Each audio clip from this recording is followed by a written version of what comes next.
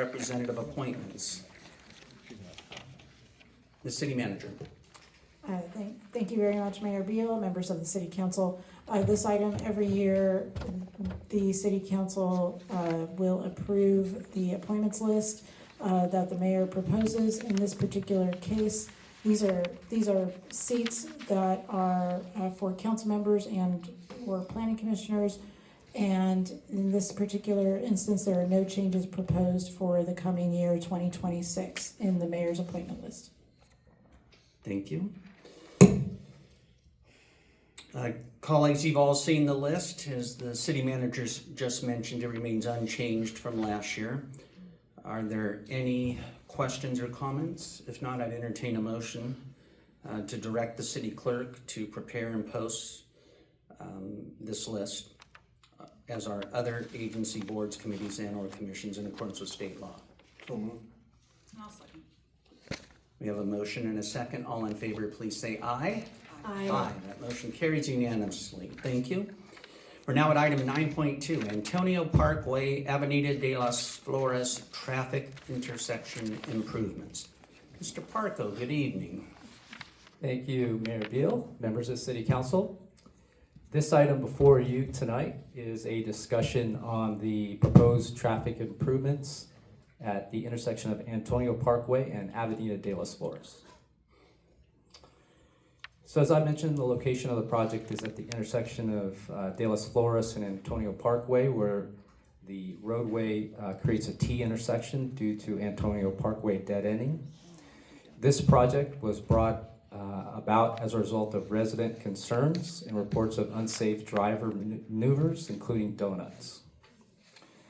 The main unsafe maneuver in question reported at this intersection is the donut maneuver. This is a maneuver where the driver intentionally turns the steering wheel sharply and applies enough throttle to break the rear tire's traction. The vehicle then rotates around its own center point, creating a tight circular skid pattern on the pavement.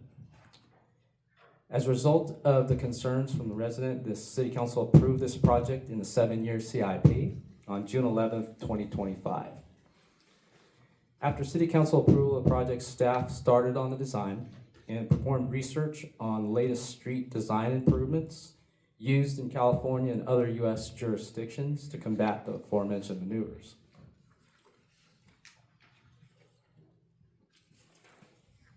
After staff research, this slide presents the findings and a list of traffic improvements that have been used by various agencies throughout the country. The costs range from very expensive roundabout and raised median improvements at the top of the list to less expensive improvements as we go down the list. Some improvements are not feasible or cannot be applied to intersections with certain geometries and traffic restrictions. And so at the bottom of this list, you'll see the last 4 are highlighted in red. These are the traffic improvements that we selected for our project. Staff generated 3 different design options and evaluated each option against each other for their effectiveness, compatibility with the existing intersection geometry, and associated maintenance costs. We'll walk through the rationale for the selection of each of these improvements in upcoming slides. So before we get to the discussion on the design options, the following slides will discuss the results of the research of improvement projects that staff found. However, at this point, I'm going to turn over the presentation to our city's traffic engineer, Jennifer Rosales. Jennifer has been performing the duties of the city's consultant traffic engineer since the city's approval agreement with Ardura since July. Jennifer is a licensed traffic engineer in the state of California, and prior to working as a consultant at Ardura, Jennifer was the Transportation Services Manager, City Traffic Engineer at the City of Costa Mesa. Jennifer has done an outstanding job performing as the city's consultant traffic engineer, helping staff out with various traffic issues, including this one before you tonight. So with that, I'll turn it over to Jennifer. Welcome, Jennifer. Great. Thank you, Mayor, and thank you, Joe Parco, Public Works Director, for the nice introduction. So to summarize some of the research that we conducted throughout California and the United States. I'm just going to go through some examples here to kind of give you the findings we found from the research and the experiences that other cities have had. I'll start with first the city of Oakland. The city of Oakland was faced with similar challenges with donuts, but not only donuts, but street takeovers and a lot of very bad driving behavior. So they engaged in a pilot project with 22 locations. They did a phase 1 and a phase 2. The phase 2 is what they found the most effective, and they used the hardened center lines, as well as they used what's called armadillos and or a zebra separator. So for the hardened center line, in the middle photo, so the second photo down, that's a photo taken in the city of Oakland. So it's almost like a speed hump that extends into the intersection at the center line. And so they found that to be very effective. They did try doing bot dots in their phase 1, and they found that to be less effective, and they also found it to be higher maintenance costs as well. And their bicycling and pedestrian advocacy groups had concerns over the bot dots because they were found to get slippery, in particular in wet pavement conditions. And also they found it to be slippery for motorcyclists as well. So they found that the hardened center lines were very effective and much lower cost of maintenance than the bot dots as well. The next one I'll talk about, the city of San Jose. They also have had similar experiences with donuts and bad driving behavior. They've used raised pavement markers with paint, as well as they have used bot dots. They use delineators, rumble strips, and then they've also been using what's called an armadillo zebra separator. And it's called that because it's almost like a little mini speed hump that looks like an armadillo, and it has stripes like a zebra. So some people call them zebra separators, other people call them armadillos. And the photo from, actually there's 3 photos from San Jose. The bottom 3 photos in the slide are from the city of San Jose. But as you can see, they're also using delineators that when they're hit, they can start to look aesthetically unpleasing, and they can look kind of dirty, and when cars hit them, and they not quite as pleasing. So, but that's the photos there from San Jose. The city of LA has had to take a stronger approach and doing more costly improvements because they have these experiences with the street takeovers quite frequently, as well as donuts. So they're doing full engineering and construction projects with roundabouts, street barriers, medians, and then they're doing protected bike lanes to protect the bike lanes with the armadillos and the zebra separators. City of Compton, also very similar. About 5 years ago, they did a bunch of bot dot designs, which they found also not as effective. And then just this last summer in 2025, they installed the hardened center lines and finding that to be effective. In addition to that, they've been partnering with their police department with license plate reader cameras to be able to catch people that are even just watching the sideshows and participating in those. And then they've also added improved street lighting to assist the law enforcement with the duties of giving citations to those that are participating in that type of behavior. And then last couple of quick ones, city of San Juan Capistrano, they've been using bot dots. The photo on the top of the slide is a photo from the city of San Juan. And then the city of Costa Mesa used more lighter ones with raised pavement markers, delineators similar to the delineator photo with the bulb out on the bottom left, rumble strips, and then using thermo striping to act as kind of like a rumble strip sort of thing. Next slide, thank you. Across other cities, Fort Worth, Texas, they've been using just raised pavement markers. They found when drivers do donuts that the raised pavement markers can tear up the tires, and so that discourages those drivers from wanting to do donuts at the locations with raised pavement markers. Arlington County, Virginia is using the hardened center lines as well, and they found it also very effective with slowing and safety improvements. The slide on the top right is from Arlington County, Virginia. The city of Minneapolis, they're using the yellow plastic delineators as medians. So that's the bottom left photo.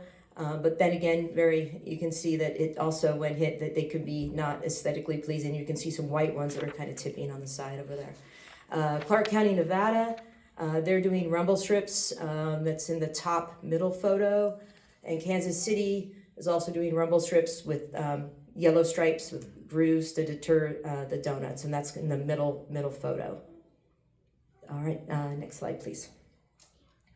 So just to highlight some of the engineering treatments that were found to be effective that you'll see in the options that we've developed. One is the hardened center line. This particular one is called the street defender curb, but it's used as a hardened center line, and it's very easy to install. These are bolted into the pavement, and you can have multiple long sections in a row with the more curved end caps on each side. And so this photo just shows kind of what the material looks like. It's hard rubber material that can carry heavy bearing loads as well. Next slide, one of the other effective engineering measures is the armadillo zebra separator shown here in this slide. These are also very similar to the hardened center line. They're hard rubber and also bolted into the pavement as well. So as our Public Works Director, Mr. Joe Parco, indicated, we did develop 3 design options, and I'll just walk through them for you. The first one here uses the hardened center line, and the hardened center line, because it is a T intersection, is quite effective because you can extend it into the intersection much further than you could in a 4-legged intersection, because you don't have that northbound through traffic, and you don't have a southbound leg as well. So in this alternative, there's hardened center line as you approach the intersection before the crosswalk, and then extending into the intersection. In addition, on the south side, there's a median nose with the armadillos in the nose, and that's there to also take some of that intersection space away for someone wanting to do donuts. It's about minimizing that space available. And then on the north side of the intersection, this alternative has K71 flexible posts, which are delineators, but they're a little more robust in this alternative with armadillos as well. This alternative, and then also raised pavement markers. So you can see the K71 flexible posts in the picture on the top right with the armadillos and the raised pavement markers on the top left. All right, next slide. We're already to the, thanks. So design option 2 had the hardened center line only on the on one side of the intersection over the northbound approach. As you can see in both options 1 and 2, left turns can still be made in all direction. This one, instead of having hardened center line on the opposite side, we put in a striped nose with the armadillos to kind of take some of that space away. And then on the north side, it was more of a white striped edge line with the armadillos on the edge line. And so this was option 2. And then moving on to option 3. So option 3 looked at both options 1 and 2 and focused on effectiveness, also aesthetics, and trying to optimize what 1 and 2 were put together. So one of the most effective things was the hardened center line going in on both sides because of the T intersection that we anticipate this to be very effective. The nose, which was on both alternatives 1 and 2 on the south side, and then on the north side, modified it to have a buffer striping with just raised pavement markers. This is because we also have a trail on the north side of the intersection with bicyclists, and we wanted to make it much more easy and comfortable for bicyclists in the area. So that's how we came up with option number 3. And with that, I will hand it back over to our Public Works Director. Thank you very much, Jennifer. And as you can see, City Council, Jennifer put a lot of thought into this process. We came up with 3 different options. We looked at each alternative. They had to be cost effective. They had to be effective in trying to deter this movement. as well as maintenance costs. We don't want something that's going to have ongoing maintenance costs that'll be burdensome to the city. So thank you, Jennifer. So this next slide details the costs for option 3 that we came up with. First 2 items are the actual items of construction, and then the third one is the labor and the traffic control to make sure that we have traffic control out there as the workers put the improvements down. So the total construction cost is approximately $9,000. We added a contingency of $500, so our approximate cost is $9,500. The anticipated total expenditures are in the right column on table 2. And that includes the cost for the design and project management that we've incurred coming up with this project, as well as coordination and inspection once we get out there and install the improvements. And the budget was $50,000, so you can see we have enough to cover this project as approved. So if there are no objections to the proposed improvements, this is the schedule for the project. We'll finalize the design, procure the materials for installation. That'll happen in January and February, and we'll have this improvement out there complete in March. And that concludes our presentation. If there are any questions, I'd be happy to answer. So thank you, Mr. Parco. Before I turn it over to the council for questions, we do have a request to speak from the individual who first brought this public safety issue to our attention. So I'd like to call forward at this time Mike Slawinski.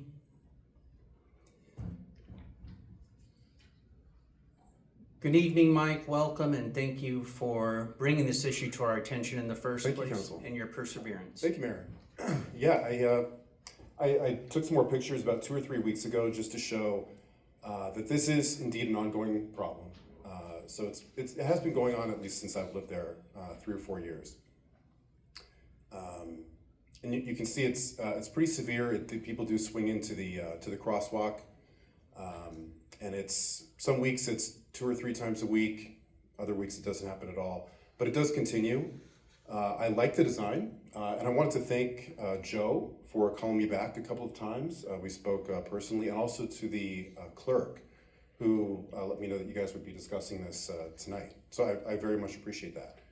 I guess the only concern that I had coming in tonight was that if I were a young man, a young male doing this, I'd be doing it for a thrill, of course. So if I encountered some sort of an obvious obstruction to my doing that, I might get I might take it as a challenge. So what I was concerned with was, would the project be effective enough so that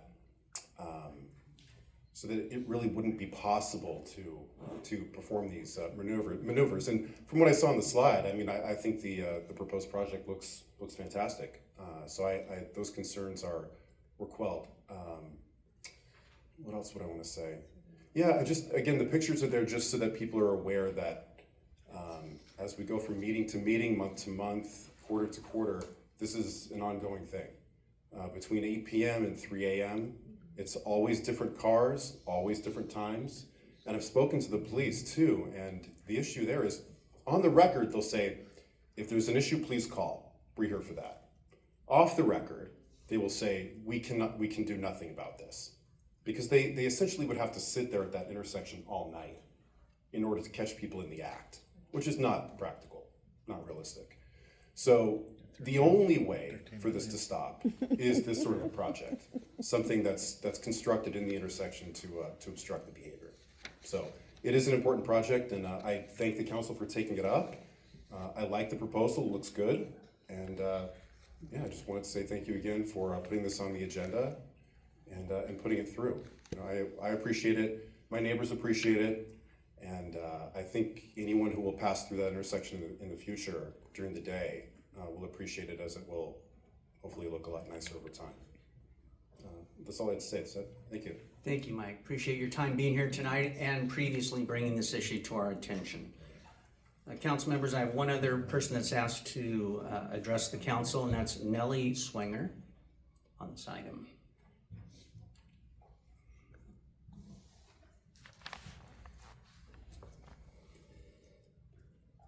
Hi Nellie, welcome.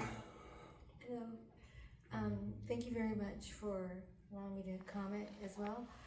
I've experienced exactly what Mike has discussed, and thank you very much for taking a look at this. But with all of the effort that's being made to address that intersection, and I live very close to that intersection, nobody stops at that intersection. Every time I cross the street, I fear for my life. I stare them down. I wear white at night. I carry a flashlight that's like 1,000 lumens, and I wave it like this, like a crossing guard, so that cars will see us cross. It's a scary intersection. So with all the efforts that are being done to address this issue, will those efforts also help encourage people to slow down at that intersection as well, and maybe actually come to a complete stop? So that people like me. We can ask that question after your comments when we have the opportunity to have that more lengthy discussion. Because I think this is a great opportunity to make this a dual resolution. I mean, to address that issue as well, because it is a three-way stop and nobody ever stops. And I think actually people speed up when they get there, and it's hysterical. And it's scary because I'm not getting any younger, and it's harder for me to move out of the way. And it's getting scary. So, well, I think it's a great effort, and I'm glad that you guys are doing something to address this issue because it's very frustrating. But we also should take this opportunity to address the issue that nobody stops at that intersection. And we should take advantage of this opportunity to address that issue as well, which is also very important. Thank you so much for those comments. We'll make sure that we address those questions that you raised.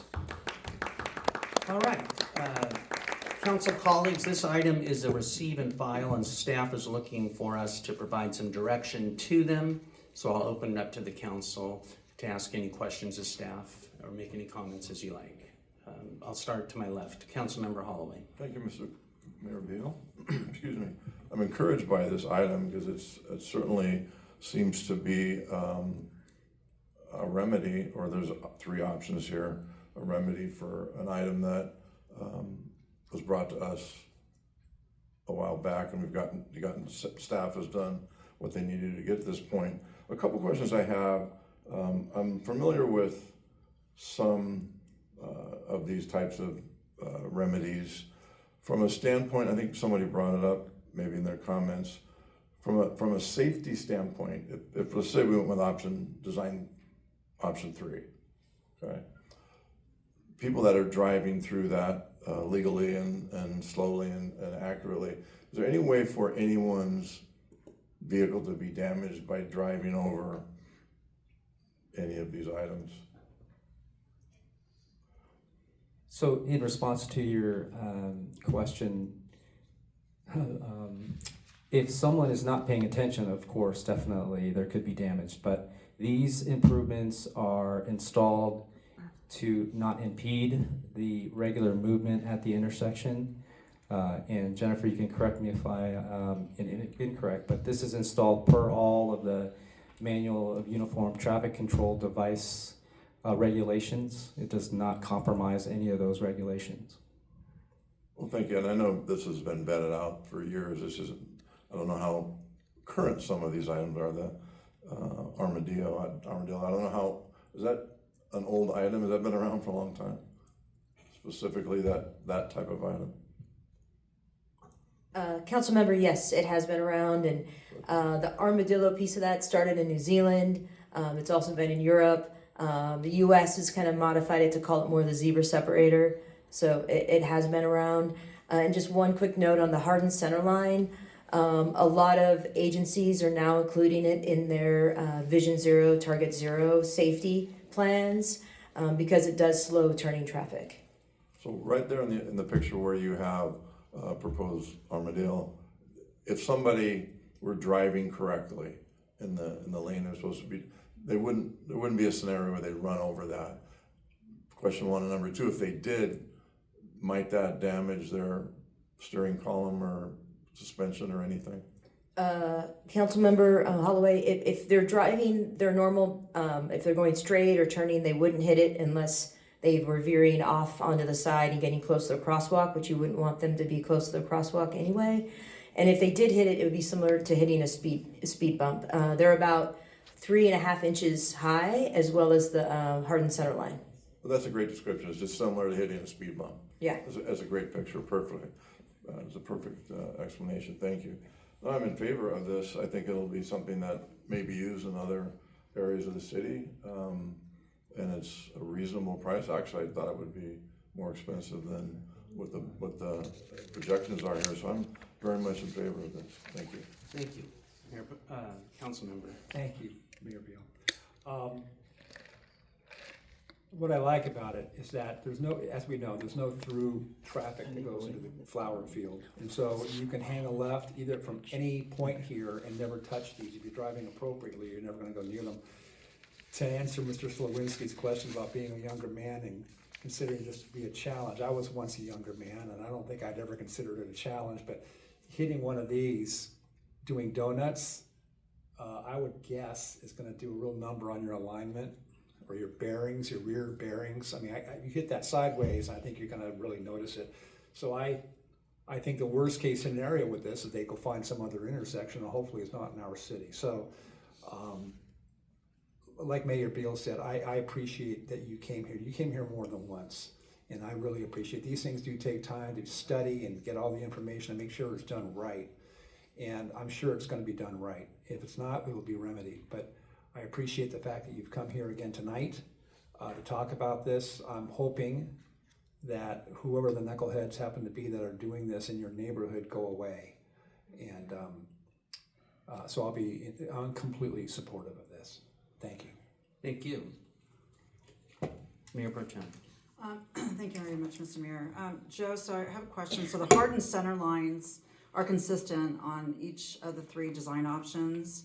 I guess what my question is, the recommended 3-foot wide buffer striping is the one that you like the most out of the other 3 options. But when I looked at option 1, the post looks quite a bit higher than option 3. So I'm just wondering why you prefer option 3 to option 1. Sure, Mayor Pro Tem Figueroa. This was, okay, so if you look, this is option 1 where you mentioned that we have the posts there. And as Ms. Rosales said, this was not chosen because we do have a crosswalk there, there's a school, and we do have cyclists. So with the posts there, that presents more of an issue with those type of movements and pedestrians that are experiencing the intersection there. And so this one, option 2, went the complete other way. We thought that if we went with this option, it's not enough to prevent the donuts. And so with option 3, this is more of like a compromise between the 2, options 1 and option 2. It does have a 3-foot wide buffer with striping. It calls your attention to it. But then it also has raised pavement markers that span 3 foot across that buffer. Okay, and what's the height of that buffer striping on option 3?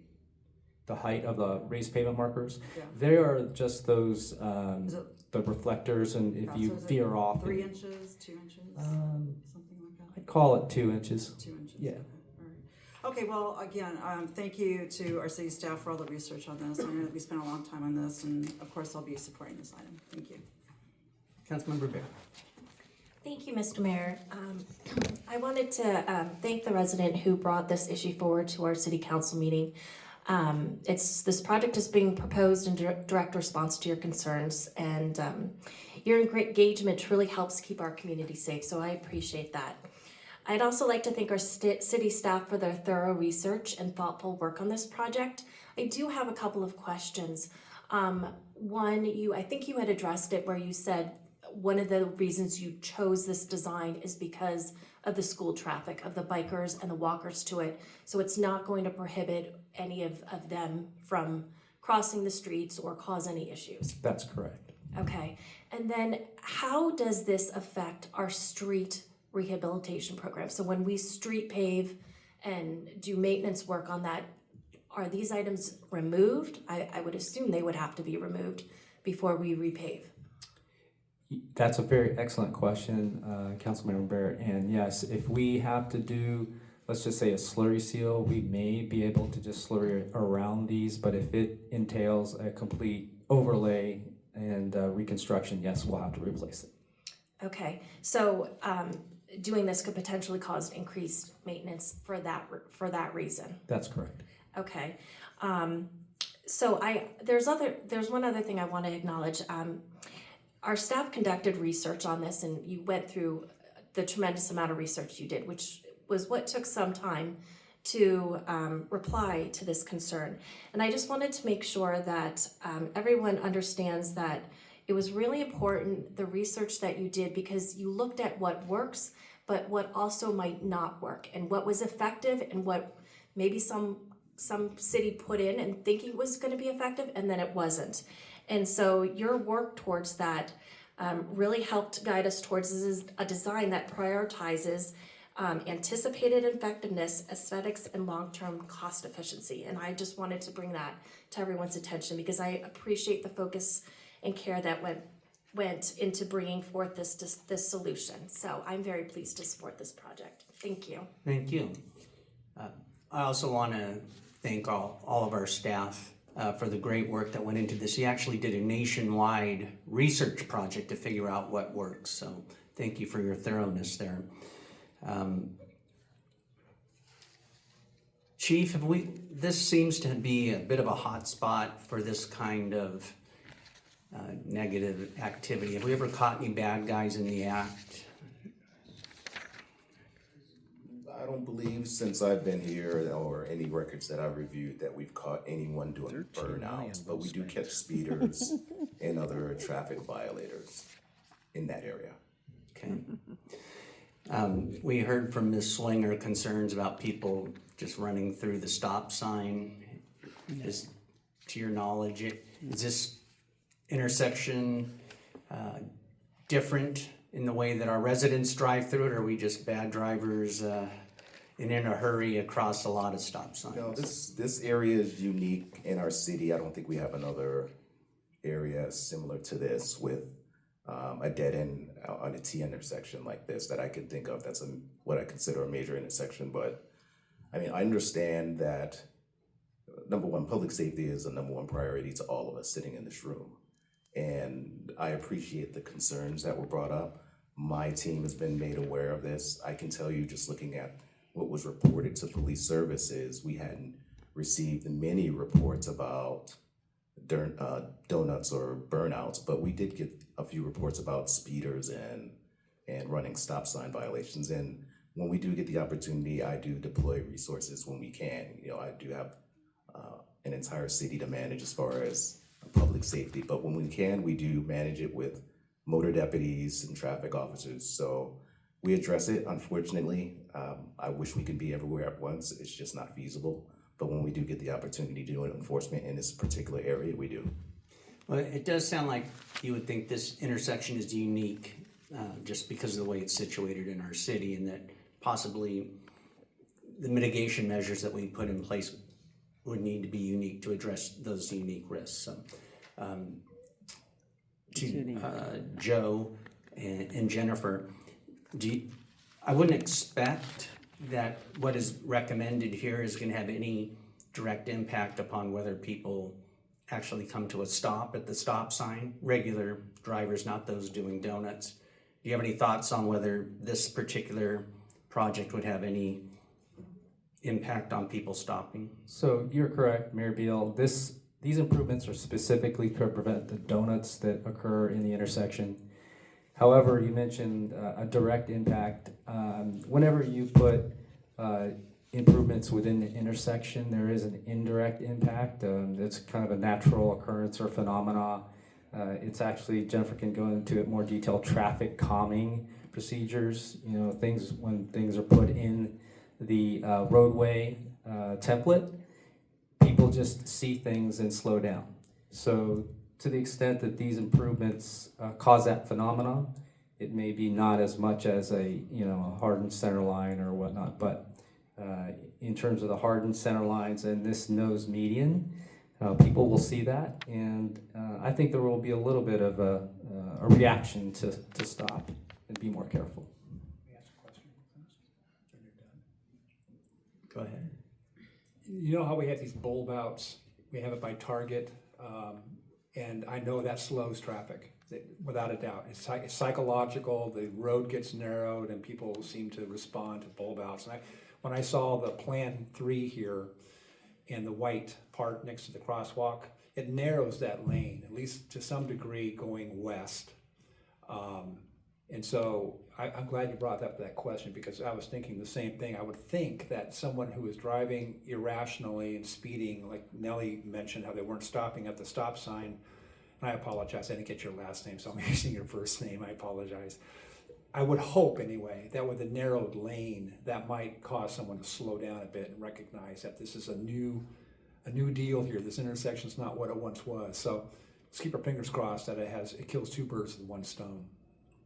Yes, Councilmember McGurk, the traffic calming that I mentioned, the bulb out is a classic improvement of traffic calming, which tends to slow traffic down. Thank you. Thank you. So, Councilmember McGurk was anticipating that sort of comment from me. I wasn't actually going to talk about the bulb outs, but I think we have put in perhaps at least one other location in the city, there's like intersection crosswalk lights or something that will blink if you push a button or something. There might be other safety measures if it's deemed necessary and appropriate to protect people walking across the crosswalks to alert drivers. Maybe something for your future consideration. Maybe you could speak to Ms. Swinger and address that. We'll definitely monitor and audit the intersection. Okay. And with respect to what's proposed, I think it's great. And it seems that it would have the desired effect to move people doing donuts on to other locations, hopefully not in our city. I think anyone that tried doing donuts over these type of mitigation measures, as was said, they're going to do some real damage to their car. One concern I might have in that regard, if people try doing that, is that they lose control of their car and they run up on a sidewalk or something like that. But I expect that these activities are mostly happening in the dead of night and there aren't a lot of pedestrians. So I think that kind of mitigates against that potential risk.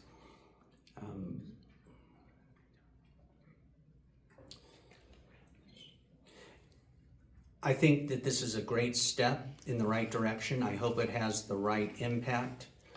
One question, the striped nose, the black and yellow armadillos that you have at the southernmost part of that intersection, I guess it is it going to be in such a position that it would interfere in any way with people making a normal left turn heading towards Santa Margarita Parkway, or turning left and heading down the street there? You follow what I'm getting at?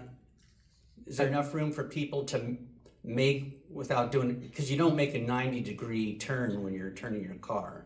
Is there enough room for people to make a normal turn? Yes, short answer, yes, Mayor Beal. And Jennifer can elaborate.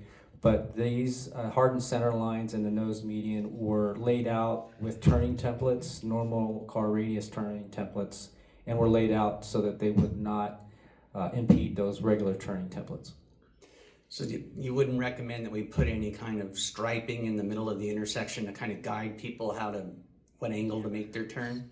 That could be a remedy if we find that they're getting damaged or people are hitting them, but that is definitely a remedy. Okay. Well, like I said, I think this is a great step in the right direction. And if we find that it's not getting the job done, that more or different mitigation measures are needed, we'll be happy to look at it and respond. And I know we have eyes and ears in the community that will let us know how we're doing. So thank you to you, Mr. Slawinski, once again for bringing it to our attention, and thanks to staff for all the work you did. I know staff was looking for direction. Did you get enough direction to proceed? This is just a receive and file. Yes, we do. Thank you. Okay. Thank you all very much.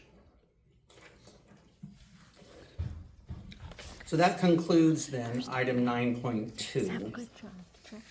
And at this point, the city council meeting is going to be recessed because we are now going to convene the Rancho Santa Margarita Public Financing Authority meeting. So bear with us just for a moment as we do that.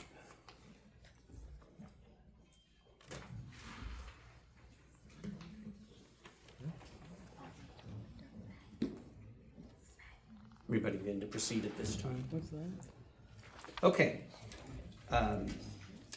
Good evening. I'm going to now call to order this meeting of the Public Financing Authority regular meeting for Rancho Santa Margarita. Could we please have a roll call? Director Beal, Here. Director Baird, Here. Director Figueroa, Director Holloway, and Director McGurk. Thank you very much. Item 1 is the Public Financing Authority consent calendar. We have 2 items on the consent calendar. Do we need to pull either of them? If not, I'd entertain a motion to approve the consent calendar. I'll move the item. We have a motion. Is there a second? I'll second. A motion and a second. All in favor, please say aye. Aye. That motion carries unanimously. Item 2 is new business. We have none.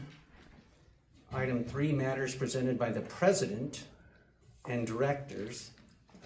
Do we have any matters to present? Okay, seeing none, then we'll move to public comments. I don't have any speaker request cards. There are none. Okay. So at this time, I'm going to adjourn this meeting of the Public Financing Authority of the City of Rancho Santa Margarita to the next meeting, the date and time of which will be determined. It will be held here in City Council chambers. So that meeting is adjourned.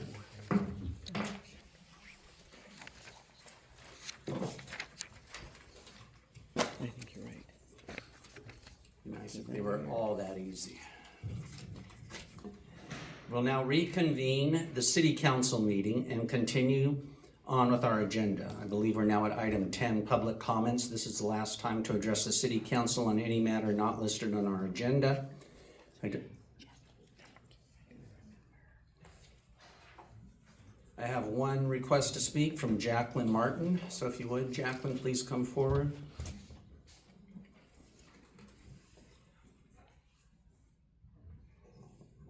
Hi, welcome. Hi again, actually. Once again, I actually wasn't planning on speaking tonight, but circumstances being what they are and the things that have been said in here this evening compelled me to do so. Starting off, Amber talked about how it is that members of our city can get their voices heard and responded to. And then after that, hearing all of the things that various city council members said tonight, for example, repeatedly saying that they've heard nothing but good things about the Gateway project, and yet there are multiple people sitting in this room who have had alternative things to say about that project and how the money's being spent. And yet it seems that apparently their voices don't matter. They don't count to some of you who say things like you've heard nothing but good, despite the fact that I've seen tons of feedback on those projects that is less than good. Some of us have brought those items up to people in this chamber. It seems that some of the decisions that are made are not for our benefit. And Jerry Holloway actually said that tonight. When there was a positive response to his comments, he felt compelled to turn and say to the people in the audience, I didn't say that for your benefit. And you know, it looks like a lot of things that the city council decides are not for our benefit. I would love to know how it is that people get you to respect their opinions. Since we come here, we're active, we're involved, we're engaged, we show up, and we tell you what we're thinking. We try to engage with you.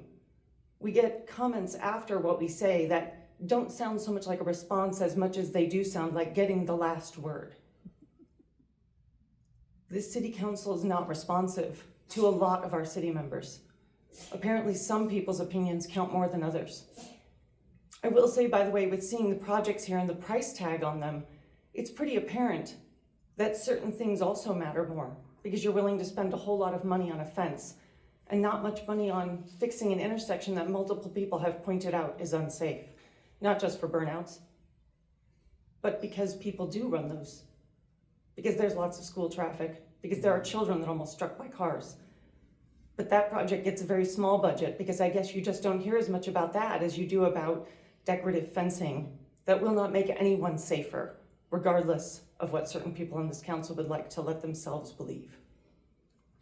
This council is unresponsive to its residents. And no one here can fool themselves into believing that you actually listen to everyone equally. Thank you for your comments. Bravo.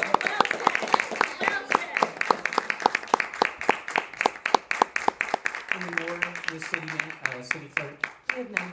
All right, that concludes public comments. City manager report, item 11, the city manager. I have nothing this evening, thank you. All right, matters presented by the mayor and city council members. I'll start to my right this time.